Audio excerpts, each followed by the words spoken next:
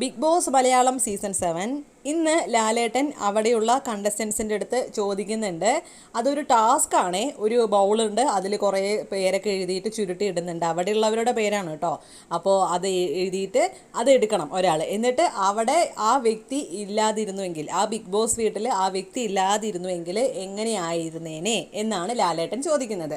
അപ്പോൾ ആദ്യം തന്നെ അനീഷ് എടുക്കുന്നുണ്ട്. അപ്പോൾ അനീഷിന് കിട്ടിയത് ഷാനവാസിൻ്റെ പേരായിരുന്നു. അപ്പോൾ ഷാനവാസിനെ പറ്റി അനീഷ് പറയുന്നത്, ഷാനവാസ് ഇല്ലായിരുന്നെങ്കിൽ ഇവിടെ ചിലപ്പോൾ ഒരു തെറ്റിലേക്ക് പോയേനെ എന്നുള്ള രീതിക്ക് പറയുന്നുണ്ട്. അതിലേക്ക് കിട്ടിയത് അനുമോളെയാണ്. അപ്പോൾ അനുമോൾ ആ വീട്ടിലില്ലായിരുന്നെങ്കിൽ കുറേ ഡ്രാമയൊക്കെ ഒഴിവാക്കായിരുന്നു എന്നിങ്ങനെ പറയുന്നുണ്ട്. എന്നിട്ട് പിന്നെ അനുമോളുടെ തലയിൽ ഇങ്ങനെ തൊട്ടിട്ട് ഇങ്ങനെ കളിയാക്കുന്നുണ്ട് കേട്ടോ നമ്മുടെ ആദില, തമാശയ്ക്ക് എന്നുള്ള രീതിക്ക്. അപ്പോൾ അനുമോളാണെങ്കിൽ ഭയങ്കര ശരിയൊക്കെയാണ്.